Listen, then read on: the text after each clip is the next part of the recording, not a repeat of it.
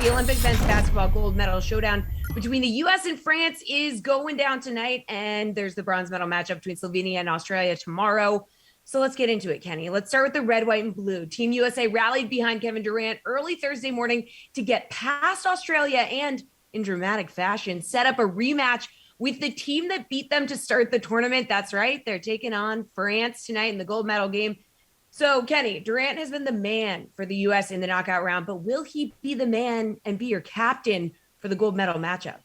You know, I think he will, Jesse. This is the complete opposite story of that Slovenia-Australia matchup, which we'll get to in a little bit. Kevin Durant, you know, look, 18 shots a game, 7 threes per game. This guy is carrying the freight for Team USA. He's been taking all the shots and he's been converting. 29 points a couple games ago. And this is just a different team than the one that saw France in the round robin, part of this tournament. The Team USA is shooting the three a lot better. They're scoring the ball a lot better. This is a very difficult defense, so don't be fooled, by these, games against the Czech Republic and Iran. But, certainly Kevin Durant, I think, is a choice here. And the fact that you don't really have to pay that much more for Kevin Durant makes me really want to captain him here. You have guys, like Devin Booker, who stepped up last game, but the shooting variance probably catches him. Damian Lillard's been pretty cold all tournament long, and Drew Holiday has been hot and cold as well. I really do like Durant. I don't think you have to really pay that much of a premium to roster him, and there's a lot of value. Well, France had a very dramatic win in their semifinal matchup with Slovenia, overcoming a LUKA Doncic triple-double to advance. Nicholas Batum blocked the potential winning shot by Slovenia to send France into this rematch with the U.S. So now France beat Team USA in the first game of group play behind 28 points from Evan Fournier. So is he just an obvious choice to be part of your lineup tonight?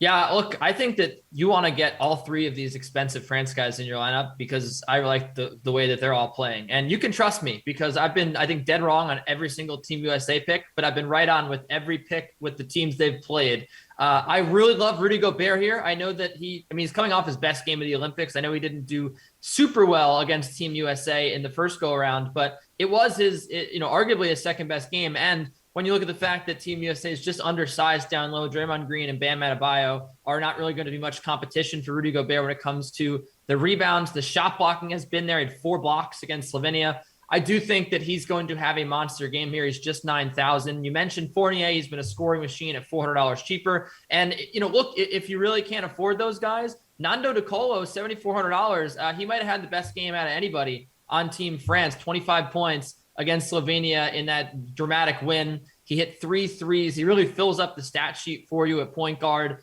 Reminds you a little bit of Nick Kalathis when it comes to international play. De Colo has been great, and I think that he is probably the best value on Team France at 7,400. All right, let's move on to that other game, the bronze medal game. It's going to feature Slovenia and Australia. LUKA Doncic obviously has just been unstoppable in this tournament. So give us one reason why you shouldn't captain him in this game if you dare. Well, it's because he's over $21,000, Jesse. I think that's the one reason. You know what he's capable of. He's been putting up incredible games.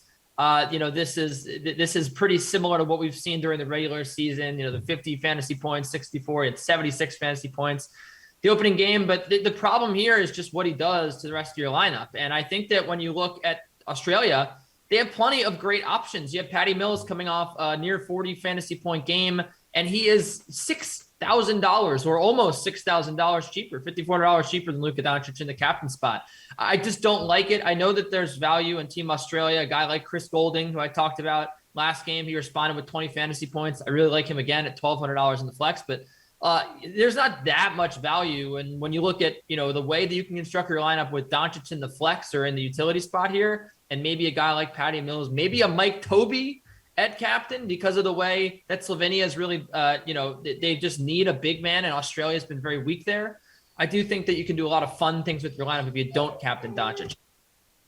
Your dog does not agree. All right, let's close things out with a look at the DK Sportsbook. Give us your favorite bet for the medal round at the men's Olympic basketball tournament.